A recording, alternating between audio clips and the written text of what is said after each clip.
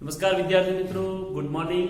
ફરી અહીંયા પરેશ પુરોહિત યુટ્યુબ ચેનલમાં સર્વે મિત્રોનું હાર્દિક સ્વાગત છે. મિત્રો, આપણે રેડોક્સ પ્રક્રિયાઓ જે ચેપ્ટર ચાલુ છે એમાં પ્રક્રિયા કયા પ્રકારે સંતુલિત થાય, મતલબ કોઈ પણ રાસાયણિક પ્રક્રિયા હોય તો એને સંતુલિત કરવા માટેના બે પાથ છે, જેમાં એક છે ઓક્સિડેશન આંક પદ્ધતિ અને બીજું છે અર્ધ પ્રક્રિયા પદ્ધતિ. તો એમાં ઓક્સિડેશન આંક પદ્ધતિ જે છે એના દ્વારા એકાદ એક્ઝામ્પલ આપણે જોયું હતું, બીજા બે ત્રણ એક્ઝામ્પલ જોઈએ તો થોડી આપણને પ્રેક્ટિસ થઈ જાય. બાકીના તમે 4-5 ક્વેશ્ચન જાતે સોલ્વ કરી શકો. તો એના આધારે આપણને એક પદ્ધતિ દ્વારા કઈ રીતે બેલેન્સિંગ થાય, મતલબ સંતુલિત થાય પ્રક્રિયા, એ આવડી જશે. તો આપણી બુકમાં જે કોયડો આપેલો છે, કોયડા નંબર 8.9, આપણી બુકનો જે કોયડો આપેલો છે એ 8.9 આપણે સોલ્વ કરીએ ફટાફટ મિત્રો. તો એમાં એવું લખેલું છે કે પરમેંગેનેટ આયન બ્રોમાઇડ આયન સાથે બેઝિક માધ્યમમાં પ્રક્રિયા કરી મેંગેનીઝ ડાયોક્સાઇડ અને બ્રોમેટ આયન બનાવે છે. તો આ પ્રક્રિયા માટે સમતોલિત આયન સમીકરણ લખો. તો પહેલા મહત્વની વસ્તુ એ છે મિત્રો કે આપણે પહેલા સમીકરણ લખતા આવડવું જોઈએ. ધારો કે જે આપણો તબક્કો 1 છે, સૌથી પહેલા શું કરવાનું મિત્રો, આપણે કે તબક્કા 1 માં આપણને સંતુલિત નહીં, સમીકરણ લખતા આવડવું જરૂરી છે. તો એમાં એવું કીધું છે કે પરમેંગેનેટ આયન હોય એનું સૂત્ર થાય MnO4-. તો MnO4- એ બ્રોમાઇડ આયન સાથે પ્રક્રિયા કરે છે, એટલે Br- સાથે પ્રક્રિયા કરે, અને બ્રોમાઇડ આયન સાથે પ્રક્રિયા કરી અને મેંગેનીઝ ડાયોક્સાઇડ અને બ્રોમેટ આયન બનાવે છે. મેંગેનીઝ ડાયોક્સાઇડ એટલે થશે મિત્રો MnO2 અને વત્તા સાથે થાય MnO2, આપણે લખી દઈએ મેંગેનીઝ ડાયોક્સાઇડ, બ્રોમાઇડ આયન સાથે પ્રક્રિયા કરી અને એમાં મેંગેનીઝ ડાયોક્સાઇડ બનાવે અને સાથે બીજું બનાવે છે બ્રોમેટ આયન BrO3-. આ પ્રકારની કંઈક આપણને પ્રક્રિયા થાય છે. ઓકે, તો આ પ્રક્રિયામાં ચલો તબક્કો 1 આપણે એવું લખી દીધી કે ભાઈ આયનીય પ્રક્રિયા લખી દેવાની. ઓકે, તબક્કા 2 માં ઓક્સિડેશન આંક દર્શાવવા, જે આપણો તબક્કો 2 છે એમાં એવું લખી દઈએ મિત્રો ઓક્સિડેશન આંક દર્શાવવા. તો ચલો ઓક્સિડેશન આંક જો દર્શાવવાના થાય તો પેલા પ્રક્રિયા લખી દઈએ MnO4- plus Br-, it gives MnO2 plus BrO3-. આ પ્રકારની પ્રક્રિયા છે. અહીંયા MnO ઓક્સિડેશન આંક +7 થાય છે. મિત્રો, એવા તત્વોના ઓક્સિડેશન આંક લખીશ કે જેમના ઓક્સિડેશન આંકમાં ફેરફાર થાય છે. બાકીના હવે તમે જાતે શોધી શકો. અહીંયા ઓક્સિજન -2 થાય, અહીંયા પણ -2 થાય, -2 તો લખવાનું જરૂર નથી. ચલો Br કેટલો -1, Mn +4, અહીંયા બ્રોમિન +5, આ જાતે શોધી દેવાના. ઓકે, ત્રીજા તબક્કામાં શું કરતા હતા આપણે કે જે તત્વોના ઓક્સિડેશન આંકમાં ફેરફાર થાય છે મિત્રો, તબક્કો 3, અહીંયા ધ્યાનમાં એ રાખવાનું છે કે આ પ્રક્રિયા દરમિયાન આપણે એવું ભણ્યા હતા કે બેઝિક માધ્યમ છે. માધ્યમ કેવું છે? બેઝિક. એના પહેલા જે એક્ઝામ્પલ આપણે સોલ્વ કરાયેલું છે એ એસિડિક માધ્યમમાં છે, આ બેઝિક માધ્યમમાં છે. તો અહીંયા તબક્કા 3 માં જે તત્વોના ઓક્સિડેશન આંકમાં ફેરફાર થતા હોય એ તત્વોનું મતલબ એ પરમાણુનું સંતુલન કરી એના ઓક્સિડેશન આંક દર્શાવવા. ચલો, તો જે તત્વોના ઓક્સિડેશન આંકમાં ફેરફાર થતા હોય, ઓક્સિડેશન આંકમાં ફેરફાર થતા હોય તેમને દર્શાવી પરમાણુ સંતુલન કરવું. તો ચલો આપણે એક કામ કરીએ, પહેલા લખી દઈએ MnO4- plus Br-, it gives MnO2 plus BrO3-. આનો ઓક્સિડેશન આંક +7 છે આપણી પાસે. અહીંયા -1, અહીંયા +4 છે, અહીંયા +5 છે. હવે તમે અહીંયા જુઓ Mn +7 માંથી +4 થાય છે, આ -1 માંથી +1 થાય છે. તો અહીં આપણે એવું કીધું છે કે જે તત્વોના ઓક્સિડેશન આંકમાં ફેરફાર થાય છે એ જે તત્વોના ઓક્સિડેશન આંકમાં ફેરફાર થતા હોય એના આધારે અથવા એક કામ પણ કરીએ, પરમાણુ તો સંતુલન કરીએ, સાથે સાથે ઓક્સિડેશન આંકના ફેરફારને પણ સંતુલન કરીએ તથા ઓક્સિડેશન આંકના ફેરફારને સંતુલિત કરવો. એવું લખી દઈએ. ચલો, હવે અહીંયા Mn ની સંખ્યા કેટલી છે? 1. અહીંયા પણ 1 છે, એટલે એને કોઈ સંતુલિત કરવાની જરૂર નથી. Br 1 છે, Br અહીંયા પણ 1 છે, સંતુલિત છે. હવે ઓક્સિડેશન આંકમાં વિચારીએ તો 7 માંથી 4 એટલે એવું લખી શકાય 3 નો ઘટાડો, -1 માંથી +5 તો -1 માંથી 0 અને 0 માંથી 5 એટલે 6 નો વધારો, કેટલાનો થાય 6 નો વધારો. તો અહીંયા મિત્રો એવું કરી શકીએ કે ઘટાડો 3 નો છે અને 6 નો વધારો છે.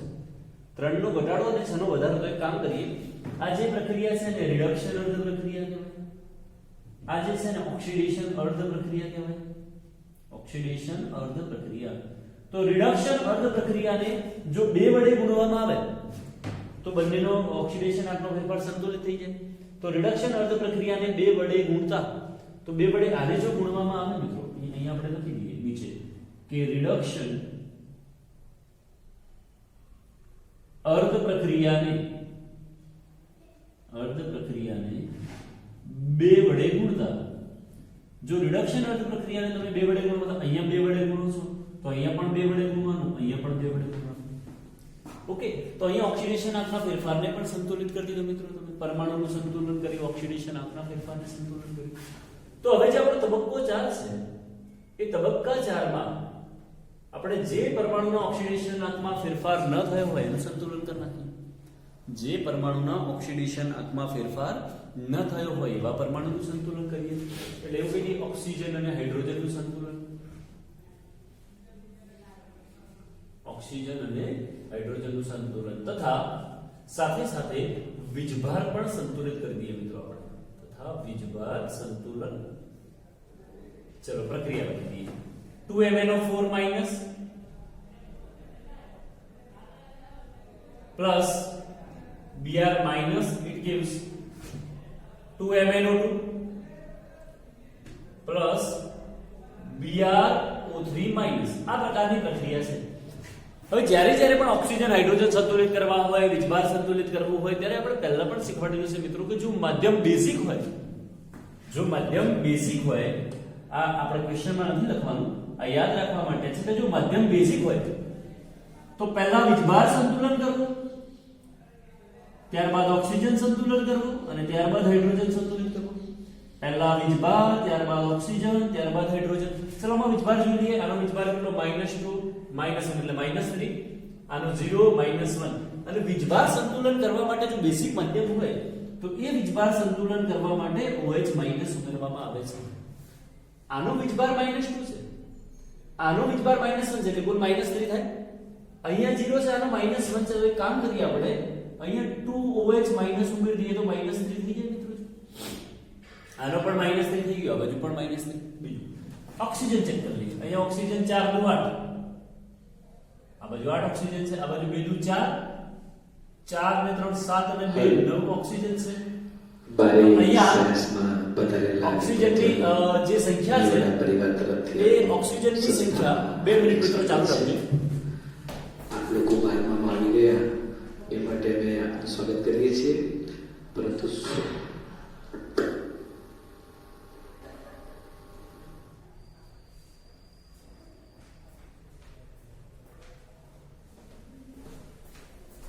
ઓકે મિત્રો, તો આપણે જ્યારે માધ્યમ બેઝિક હોય તો એ બેઝિક માધ્યમમાં અહીંયા આપણે ચેક કરીએ પહેલા વીજભાર. તો વીજભાર ચેક કરવા માટે અથવા સંતુલિત કરવા માટે OH- ની જરૂર પડશે, જે આપણે વીજભાર સંતુલિત કરી નાખ્યો છે મિત્રો. ત્યારબાદ હવે ઓક્સિજન જોઈએ. તો ઓક્સિજન આપણે જોયા તો અહીંયા 8 છે ને અહીંયા 9 છે. તો જ્યારે પણ ઓક્સિજનનો ઘટાડો થતો હોય તો એ ઓક્સિજનના ઘટાડાને સંતુલિત કરવા માટે આપણે H2O ની જરૂર પડે. કોની જરૂર પડે? H2O. અહીંયા 8 ઓક્સિજન છે, અહીંયા 9 છે. તો એવું કરી શકાય કે એક H2O ઉમેરી દઈએ મિત્રો આપણે. ઓકે, હવે હાઇડ્રોજન ઓટોમેટિકલી સેટ જ છે મિત્રો. ચલો ચેક કરી લઈએ. આ બાજુ કેટલા? 2. આ બાજુ જો 2 હાઇડ્રોજન છે, તો એનો મતલબ કે આપણી આ જે પ્રક્રિયા છે એ સંતુલિત થઈ ગઈ છે. ઓકે, ઘણી વાર ક્વેશ્ચન પૂછ્યા મિત્રો આમાં કે ચલો પ્રક્રિયા આની આ છે, પ્રક્રિયામાં કોઈ ફેરફાર થતો નથી, પણ ક્વેશ્ચન શું પૂછાય કે આપણને જે સ્ટાર્ટિંગ વાળી પ્રક્રિયા આપેલી હોય અને એ પ્રક્રિયામાં લાસ્ટમાં આપણને કદાચ અહીંયા એવું આપેલું હોય A B C D, અને એવું કદાચ પૂછાય કે આ પ્રક્રિયામાં A બરાબર કેટલા, B બરાબર કેટલા, C બરાબર કેટલા થશે, D બરાબર કેટલા થાય, આવા ક્વેશ્ચન પૂછેલા હોય. હવે જોઈ શકીએ A બરાબર કેટલા થાય? 2, B બરાબર 1, C બરાબર 2 અને D બરાબર પણ 1 થાય. કદાચ એવો ક્વેશ્ચન પૂછાય કે ધારો કે આ પ્રક્રિયામાં આપણે એવું ચર્ચા કરીએ તો આ પ્રક્રિયામાં આ જે MnO4 માઈનસ છે એનું રિડક્શન થાય છે. હવે જેનું રિડક્શન થાય એને ઓક્સિડેશન કરતા કહેવાય. એટલે અહીંયા આપણો MnO4 માઈનસ છે એ પ્રક્રિયામાં ઓક્સિડેશન કરતા બને છે. આનું ઓક્સિડેશન થાય છે એટલે એને રિડક્શન કરતા તરીકે ઓળખી શકાય. મિત્રો ઓળખવું હોય તો ક્વેશ્ચન એવો પણ પૂછાય આમાંથી. ઓક્સિડેશન કરતા પૂછાય, રિડક્શન કરતા પૂછાય, આ બધા પ્રકારના ક્વેશ્ચન આપણને જનરલી આમાંથી પૂછાતા હોય છે. બીજો ક્વેશ્ચન કદાચ એવો પૂછાય કે આ પ્રક્રિયામાં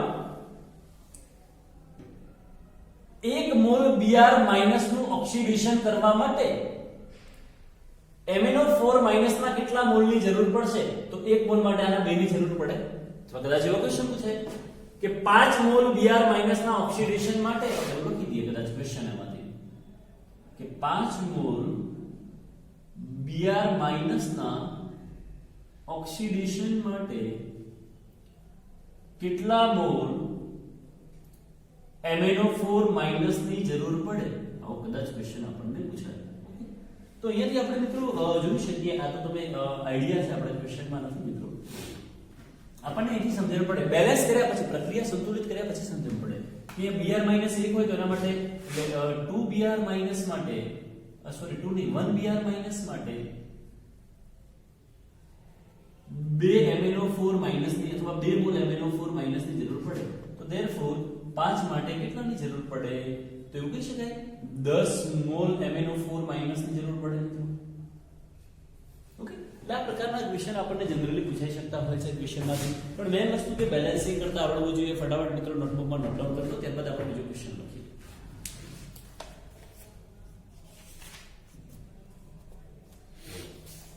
ચલો, આ બેઝિક માધ્યમ હોય કે એસિડિક માધ્યમ હોય, આપણને પ્રક્રિયા સંતુલિત કરતા આવડતી હોય મિત્રો તો કોઈ જ પ્રશ્ન નથી આપણને.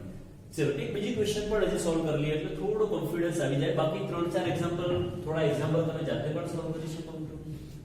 અને આમાં જેટલી પ્રેક્ટિસ કરશો તો ફટાફટ આવડશે.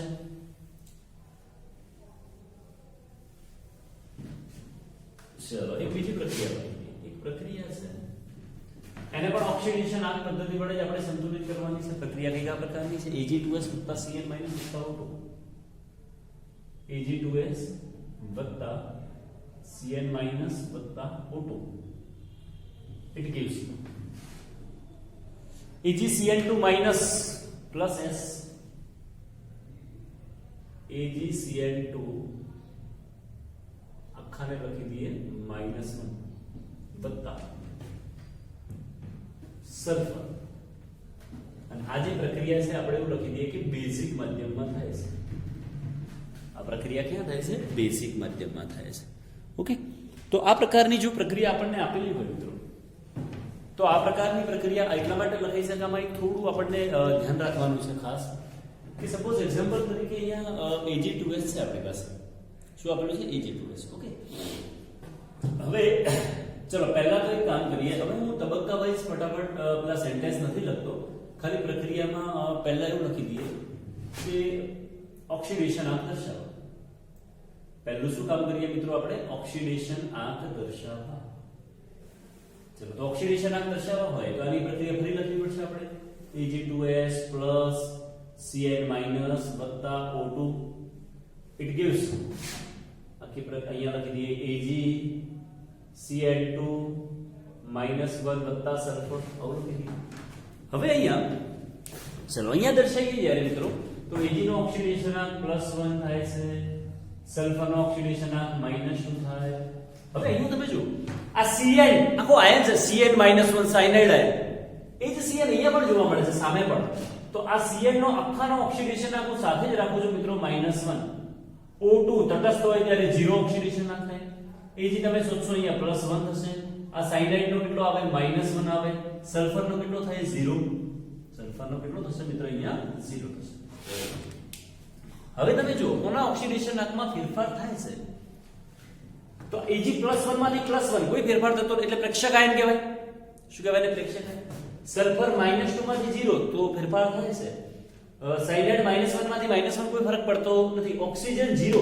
હા, અહીંયા વિચારવા જેવી વસ્તુ છે, બહુ જ ઇમ્પોર્ટન્ટ વસ્તુ છે. ઓક્સિજનનો ઓક્સિડેશન આંક મોટા ભાગે -2 જ હોય. પણ જો કોઈ પ્રક્રિયામાં, ધ્યાનથી સાંભળજો, અહીંયા સેન્ટેન્સ લખું છું, ઇમ્પોર્ટન્ટ છે, બહુ જ ધ્યાનથી સમજજો મિત્રોને. આ સેન્ટેન્સ ઇમ્પોર્ટન્ટ છે. પ્રક્રિયામાં જો ડાબી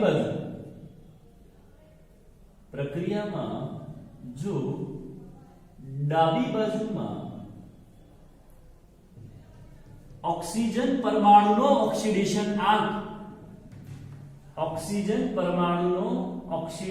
આંક શૂન્ય કે -1/2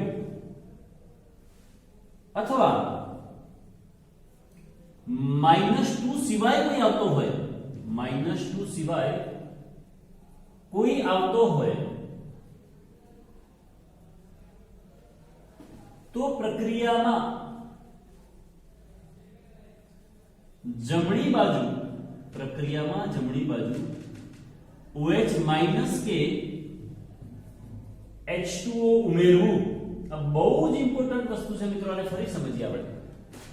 પ્રક્રિયામાં જો ડાબી બાજુમાં ઓક્સિજન પરમાણુનો ઓક્સિડેશન આંક 0 કે -1/2 અથવા -2 સિવાય કોઈ પણ આવતો હોય, ધારો કે અહીંયા 0 છે, તો આ બાજુ તમે OH માઈનસ પણ ઉમેરી શકો અથવા H2O પણ ઉમેરી શકો.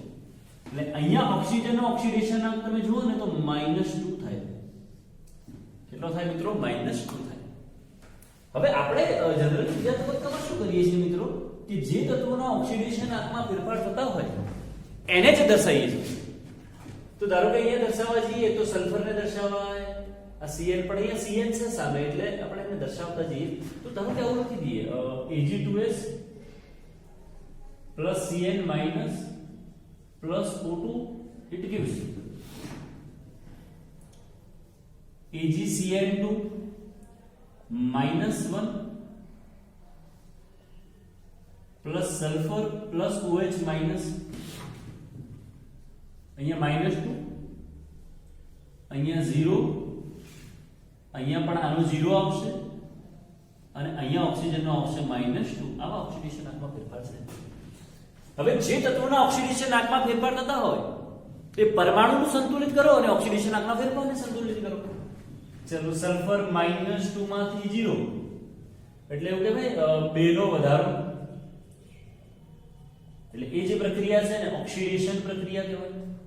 ચલો ઓક્સિજન 0 માંથી -2 એટલે 2 નો ઘટાડો, અને 2 નો ઘટાડો હોય તો એને રિડક્શન અર્ધ પ્રક્રિયા કહેવાય.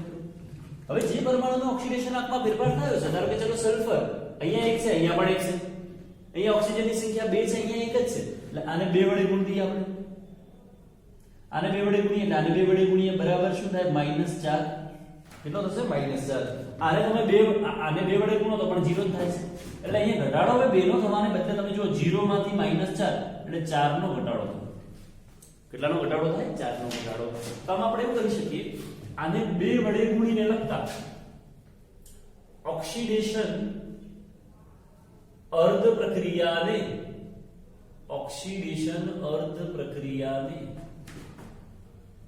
2 વડે ગુણતા, ચલો તમે ઓક્સિડેશન અર્ધ પ્રક્રિયાને જો 2 વડે ગુણો છો તો આને પણ 2 વડે ગુણવું પડશે અને આ સલ્ફર વાળાને પણ 2 વડે ગુણવું પડશે. તો કઈ આવું થાય 2Ag2S વત્તા Cl minus plus O2, it gives, આ તો એમનું એમ જ રહેશે મિત્રો. આને કેટલા વડે ગુણીશું આપણે? 2 વડે. AgCN2 1 minus plus આ સલ્ફરને 2 વડે ગુણીશું આપણે એટલે 2S વત્તા 2OH minus. આ પ્રકારની આપણને પ્રક્રિયા મળે છે. આ શું કર્યું આપણે કે આપણા પાસે જે ઓક્સિડેશન આંકનો ફેરફાર હતો એ ઓક્સિડેશન આંકના ફેરફારને દૂર કર્યો અથવા સંતુલિત કર્યો. હવે ચોથા તબક્કામાં શું થાય મિત્રો? જે તત્વોના ઓક્સિડેશન આંકમાં ફેરફાર ન થયો હોય